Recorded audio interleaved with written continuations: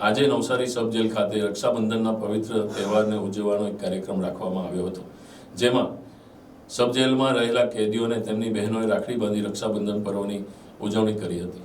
લાગણીના તાંતણે ભાઈના હાથ ઉપર બંધાતો બહેનનો પ્રેમ એટલે રક્ષાબંધનનું પર્વ। હિન્દુ ધર્મમાં ભાઈ બહેનના પવિત્ર પ્રેમરૂપી આ તહેવારની ઉત્સાહભેર ઉજવણી કરવામાં આવે છે। ત્યારે આજે રક્ષાબંધનના તહેવારને લઈને નવસારી જિલ્લા સબ જેલ ખાતે સજા કાપી રહેલા કેદી ભાઈઓને તેમની બહેનો દ્વારા રક્ષા બાંધવામાં આવી હતી। આ પ્રસંગે એક ભાઈ પ્રત્યેની બહેનની લાગણીસભર દ્રશ્યો પણ જોવા મળ્યા હતા।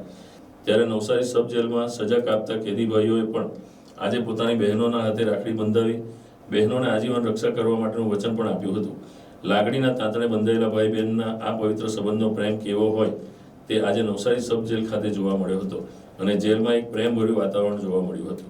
અમે મિલકત ગામેથી આવ્યા છે।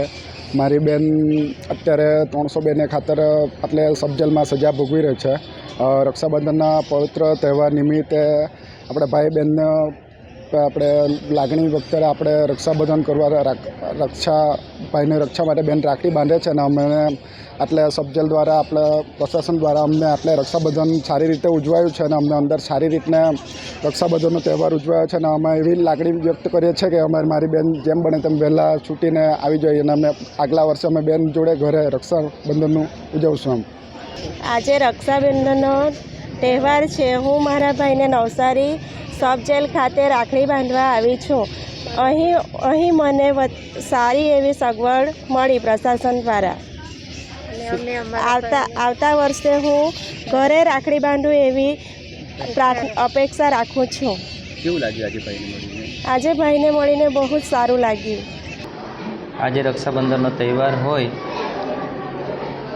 નવસારી જિલ્લા જેલ ખાતે કુલ આરોપી 411 આરોપીઓ છે, જેમાં પોતાની બહેનો ભાઈને રાખડી બાંધી શકે એ માટેની અમે સુંદર વ્યવસ્થા કરી છે અને સવારથી જ 8 વાગ્યાથી જ આ કાર્યક્રમ શરૂ થઈ ગયો છે। કેટલા પુરુષો છે અને કેટલીક મહિલાઓ છે? એમાં પુરુષો છે 400 પુરુષો છે અને 11 મહિલાઓ છે। કેવો ઉત્સાહ જોવા મળ્યો છે? ત્યાં સુધીમાં કેટલાક લોકોએ રાખડી બંધાવી છે?